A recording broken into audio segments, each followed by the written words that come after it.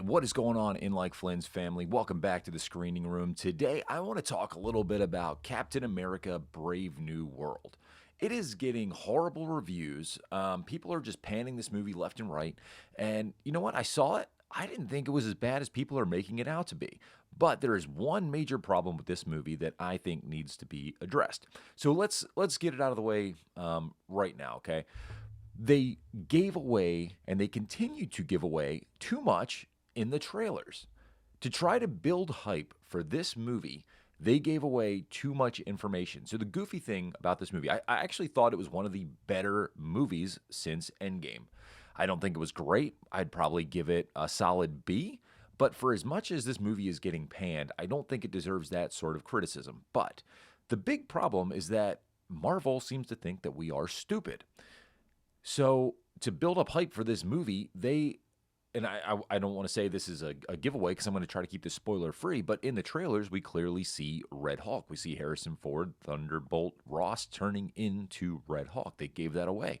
The problem with the movie is that the suspense of the movie and what they are trying to build is given away in the trailers. So the whole movie is like, oh, what is going on? What's this big conspiracy? What's this big mystery that's going on? Why is Harrison Ford, or I should say Thunderbolt Ross, acting really strange? What's going on with his blood work? Well, the whole time, we already know as an audience what's going on because we've seen the trailer.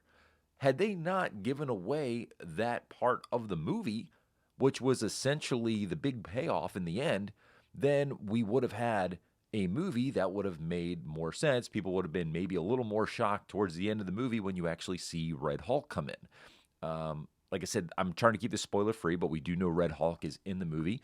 And unfortunately, he's not in it a whole lot. He's only in it for probably about 7 or 8 minutes towards the end of the film. And like I said, the problem is the whole movie is building to this payoff, which we already know is going to happen. So there's not much suspense, there's not much mystery. The audience knows what's happening. But overall, on a positive note, like I actually did enjoy Anthony Mackie as Captain America. I did enjoy the Falcon sidekick. I forget the kid's name in the movie. There's a lot of good action scenes. Unfortunately, again, there is some really shoddy CGI green screen work.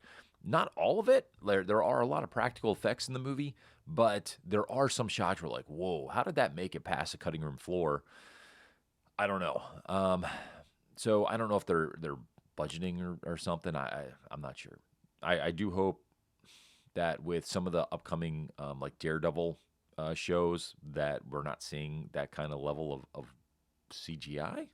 But some of the shots were great. I mean, some of the shots, the aerial combat shots were fantastic. A lot of action. It does kind of drag in the middle, I guess. In the second act, it definitely drags a little bit, but I think that's where a lot of the criticism is coming from. But I didn't think it detracted from the movie as a whole. Because to be honest, I wasn't a huge fan of Anthony Mackie getting the shield. I wasn't a huge fan of the Captain America and Winter Soldier show. And I really wasn't anticipating enjoying this movie at all. When I saw the original trailers, I wasn't that excited. Going into the movie and seeing all the negative reviews, I wasn't that excited. I really thought that it was going to be a lackluster film, but I was pleasantly surprised. I do get that it's getting a lot of criticism online. I just don't think it's warranted. I think the acting was good. I think Harrison Ford does a great job. I'm excited to see how he gets used in the future. I don't want to give away too much in terms of the plot or where the movie ends up, but it does sort of set up what is coming. Was disappointed with the end credit scene. There's only one, and it's at the very end of the credits. I don't know why they made us wait all the way to the end of the credits. Like, just drop it mid credits. Like it's already a 2 hour movie. You got 30 minutes worth of previews, and then we got to sit there and wait for the end of the credits while you sit there, got to pee. Let's be honest, it sucks. So, Marvel, I know you're not going to listen to me because I'm a nobody, but seriously, just if you're going to do a single post credit scene, if you're just doing one, drop it in the mids. We don't want to have to wait and just sit around. Like, that's stupid. But I rant. Anyway, overall, like I said, I think it's a good movie. I don't think it deserves the negative criticism that it's receiving, to be honest. I think that overall it was a good movie. I just wish these movies would really start driving the Marvel Cinematic Universe forward.